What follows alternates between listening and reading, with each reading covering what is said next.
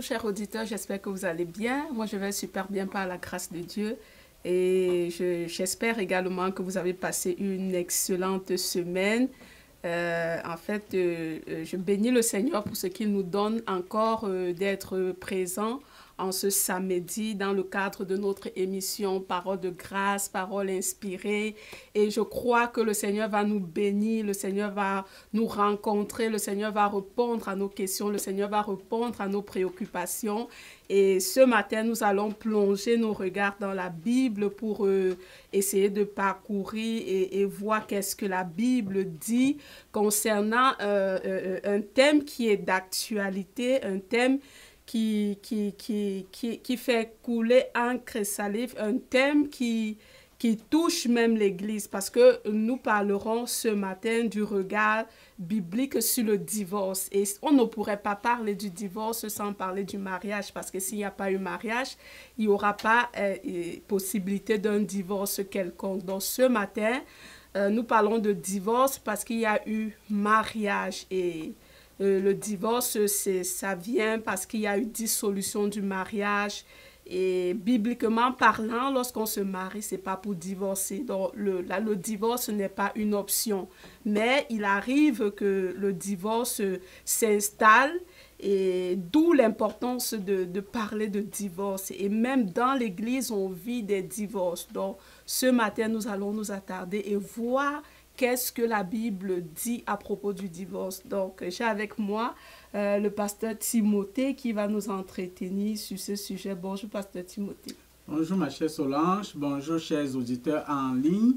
La présence de Dieu est avec nous. Donc, Solange a résumé un peu le thème de notre émission d'aujourd'hui. Donc, sans tarder, nous allons regarder ce que la Bible dit sur le divorce. En fait, on aurait pu dire ce que la Bible dit contre le divorce.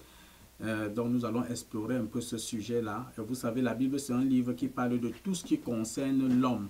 Et donc, ce qui nous concerne, concerne Dieu. Donc, le Seigneur aimerait que nous soyons éclairés, que nous ayons la connaissance, que nous ayons la sagesse nécessaire pour aborder les situations de la vie.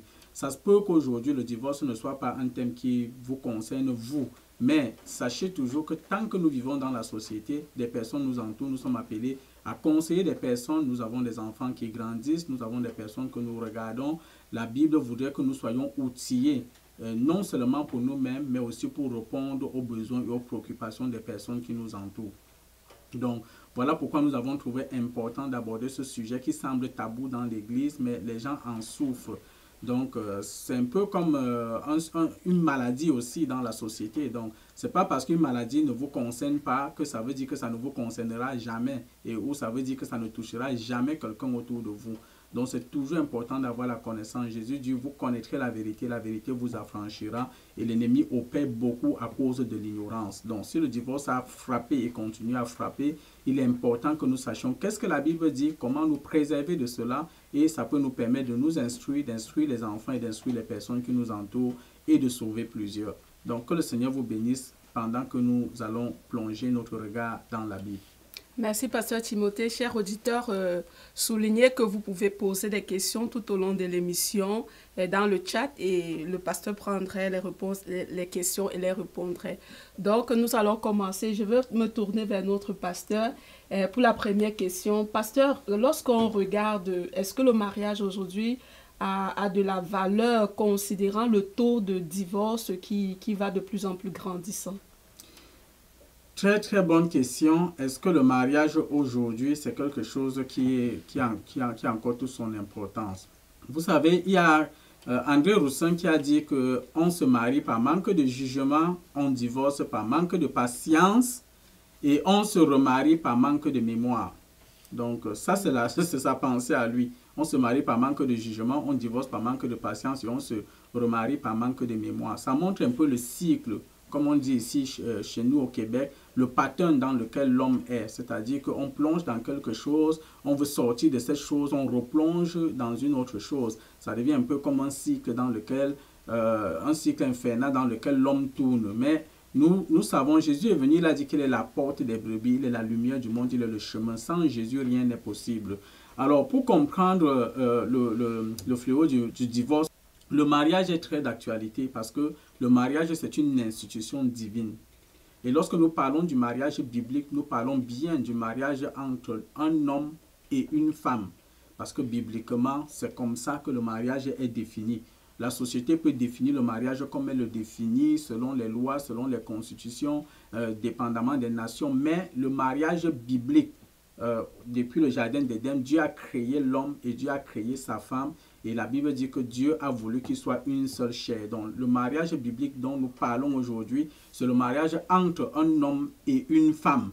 C'est de ça que nous parlons. Et nous disons que ce mariage est très actuel parce que Dieu a un regard sur son peuple. Le mariage constitue l'unité, la cellule la plus importante pour la société. Donc Dieu a un regard, une considération énorme en ce qui concerne le mariage. Sans le mariage, la société perd ses repères, la société va aller dans tous les sens. C'est pour ça que l'ennemi attaque les mariages avec les séparations. C'est pour ça que l'ennemi veut que les mariages n'existent plus. C'est pour ça que l'ennemi veut redéfinir le mariage, veut que le mariage soit reconsidéré d'une autre façon et qu'on la vive autrement. Mais dans le regard de Dieu, le mariage a des implications. Alors statistiquement, lorsqu'on regarde dans la Bible, on va retrouver le divorce à peu près 7 fois. Mais si vous tapez une recherche Google, vous pouvez la trouver peut-être 23 fois. Mais dans la concordance biblique, le divorce est prononcé, la Bible fait référence au divorce 7 fois, parlant de la même chose, lettre de divorce, 7 fois.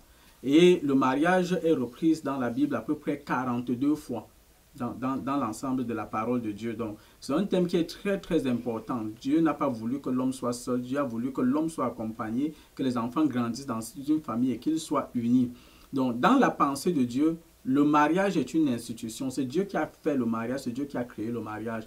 Personne d'autre ne peut comprendre le mariage, connaître le mariage, définir le mariage mieux que Dieu. C'est ce que nous voyons dans Genèse au chapitre 2. Dieu a fait l'homme et la femme et il les a bénis, il les a unis, il a demandé qu'ils soient féconds.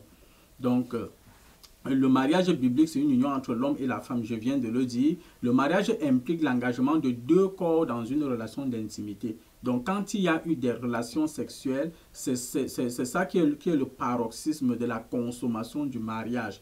Donc, oui, il y a des liens d'intimité, mais le paroxysme, c'est la relation sexuelle.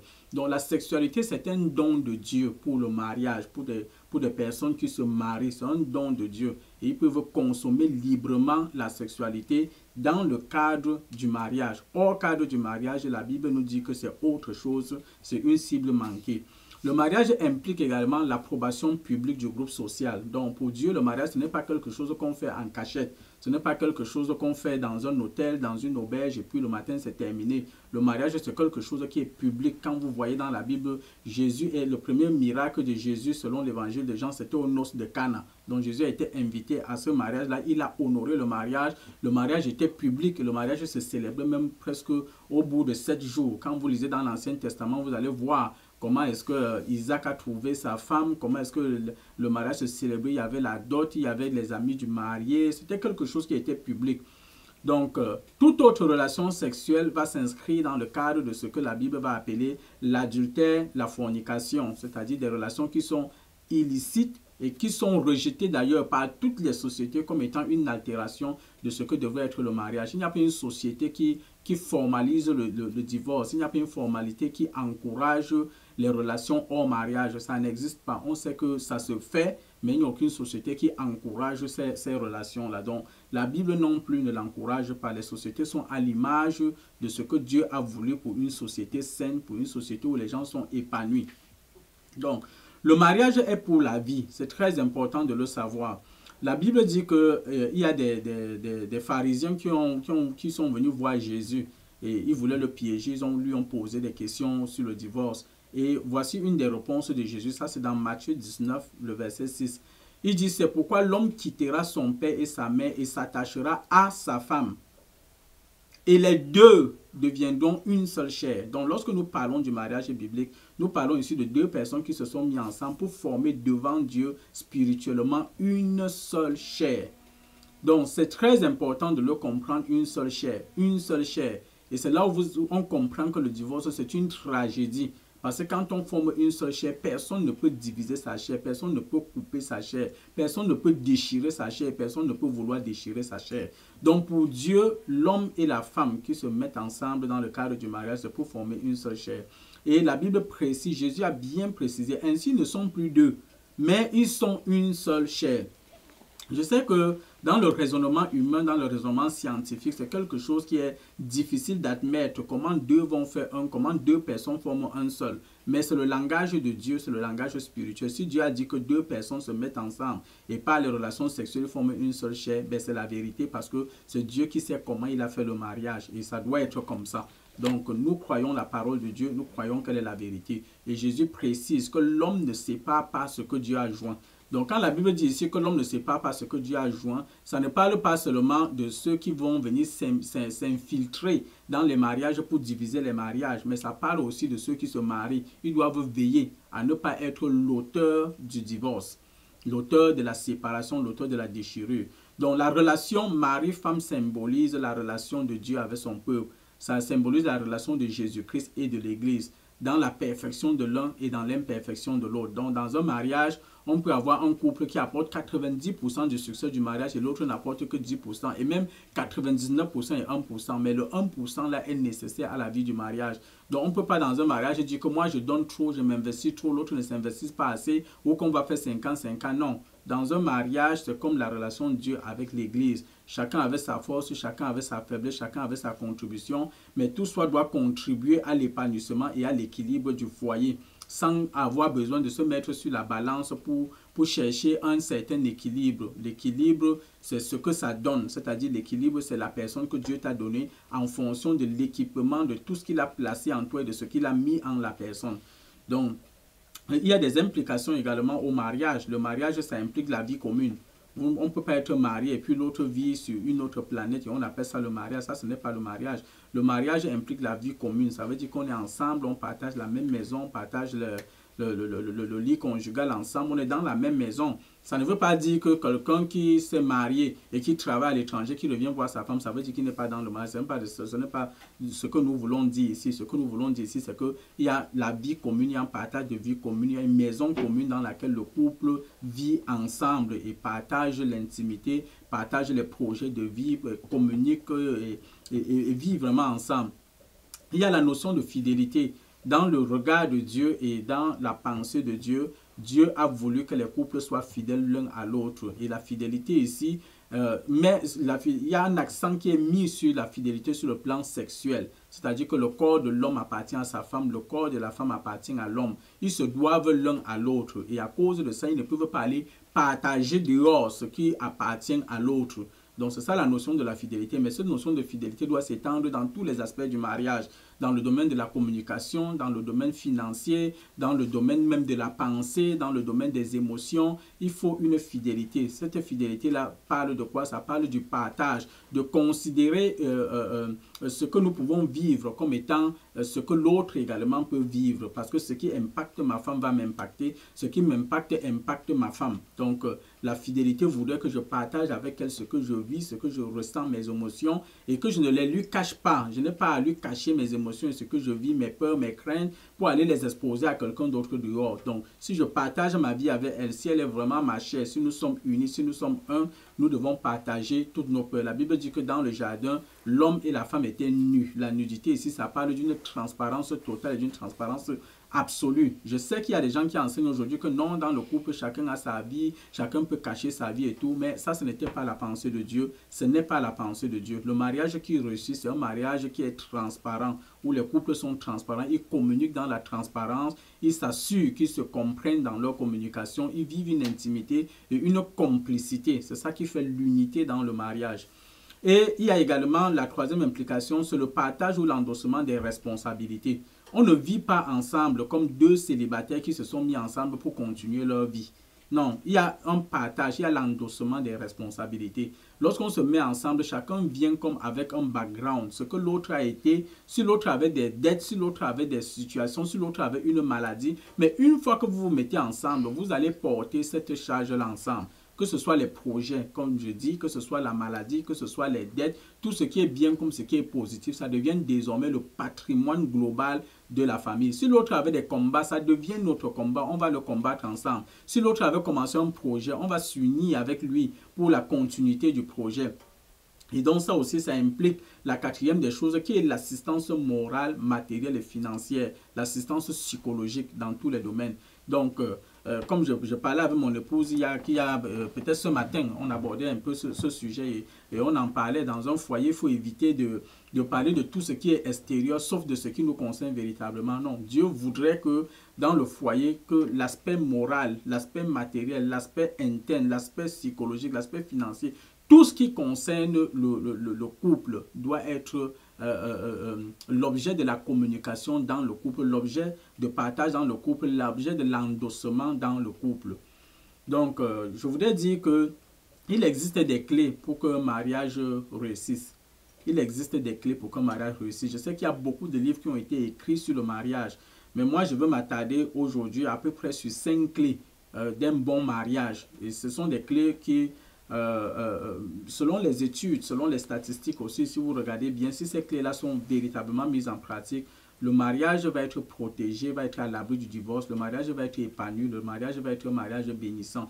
La première clé qui est importante et qui soutient toutes les clés, certains vont dire que c'est la prière, mais moi je vais vous dire qu'on n'épouse pas la prière. La prière, elle est importante, elle est très importante, elle est un soutien pour le foyer.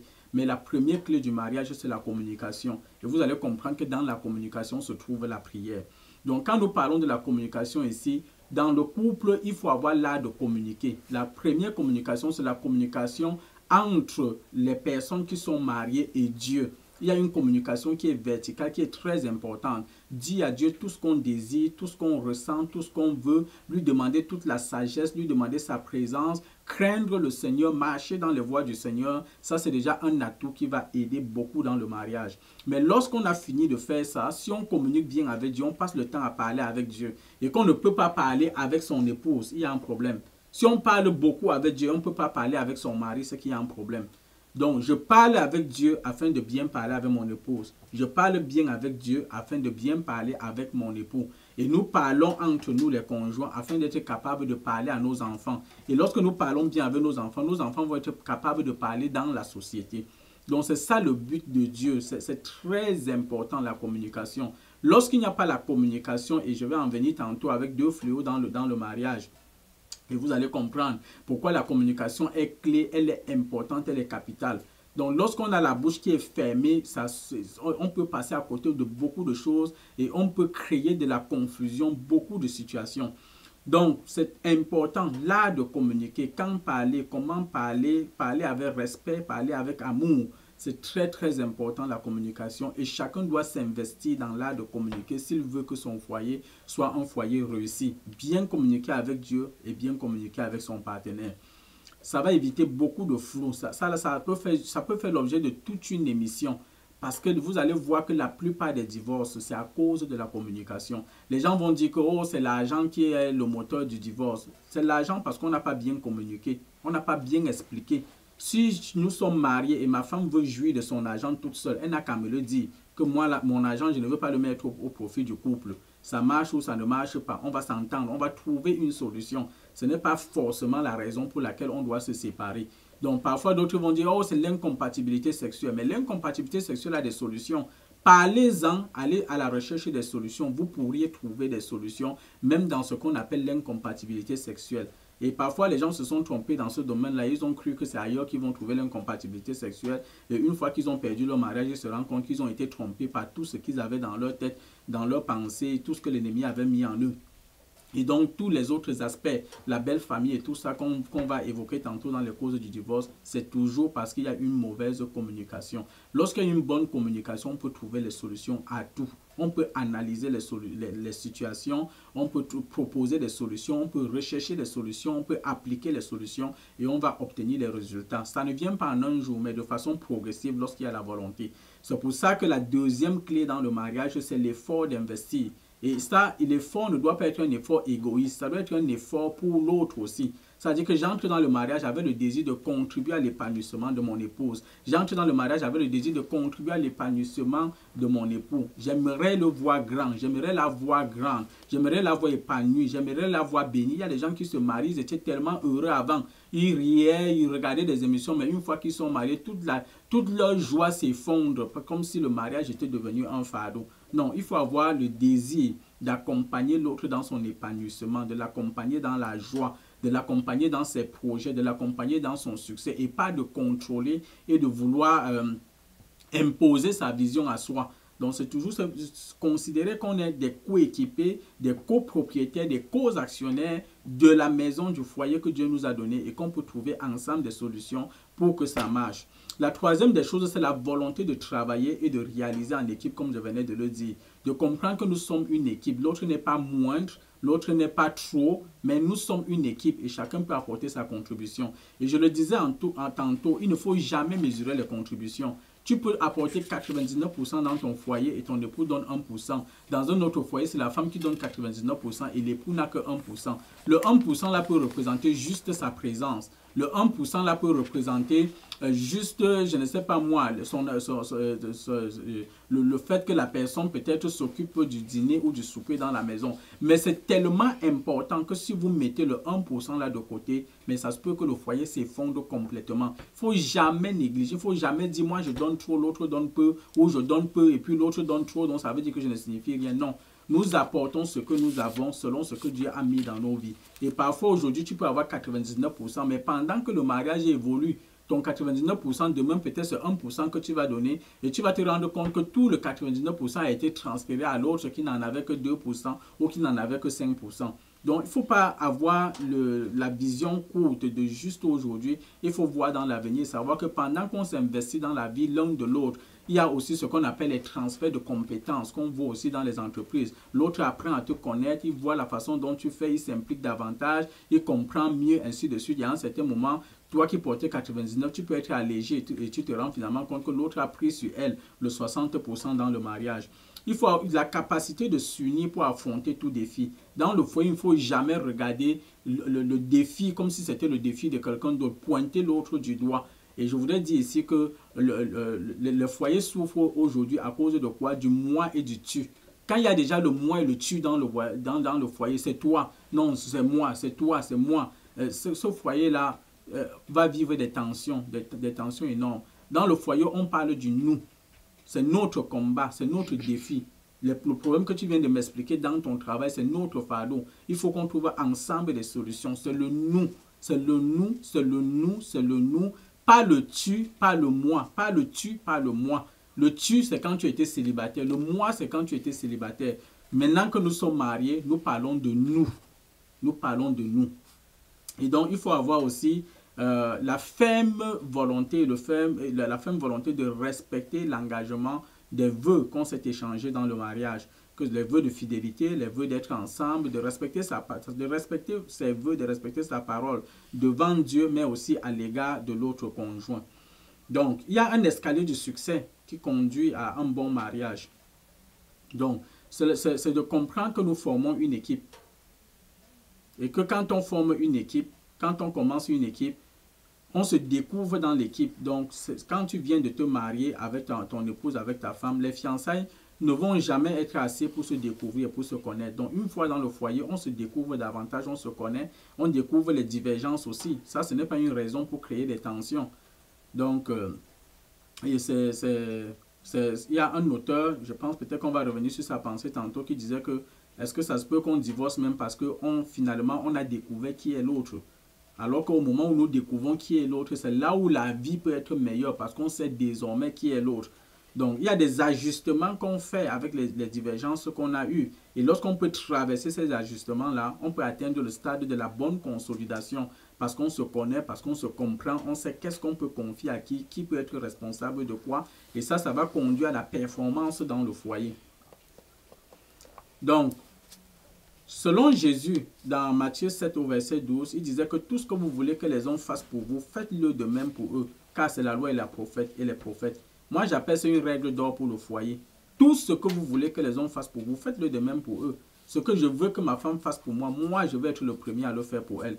Ce que je veux que mon mari fasse, moi, je vais être le premier à le faire. Parfois, les belles familles créent des tensions dans les familles, mais ce que je veux faire pour ma mère, moi, je veux le faire pour ma belle-mère. Ce que je veux faire pour ma famille, je veux le faire pour ma famille. Et si ma femme se comporte de la même façon en considérant ma famille comme étant la sienne, il y a beaucoup de tensions qui vont disparaître. Et tout ça, ça prend place avec une bonne communication. Donc, c'est justement Michel Marot qui émettait cette pensée que je viens de vous communiquer. Est-ce qu'on divorce parce qu'on connaît enfin l'autre?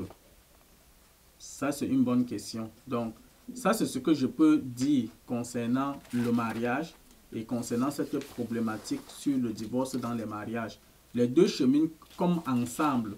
C'est-à-dire que Dieu a créé la bénédiction, mais il y a comme ce fléau-là qui plane sur les mariages comme pour combattre le mariage. D'ailleurs, il n'y a aucune bénédiction que Dieu a fait qui n'a pas d'ennemi. Le divorce est un ennemi au mariage. Et donc, quand on est marié, on doit savoir qu'on a un ennemi qui s'appelle le divorce. Et le divorce peut attaquer tout le monde. Le divorce peut attaquer toute personne n'est à l'abri. Qu'on soit révérend, apôtre, pasteur, liseur de la Bible, prieur et tout le monde peut être attaqué par le divorce. C'est pour ça qu'il faut avoir de la connaissance. Il faut être prévenant pour ne pas tomber dans le piège. Donc, j'espère que j'ai quand même essayé de Ok, merci pasteur. Nous comprenons que le mariage est une valeur, le mariage a des valeurs, le mariage est une institution divine et devrait être respecté, mais en cours de chemin, il arrive parfois qu'il y ait dissolution du mariage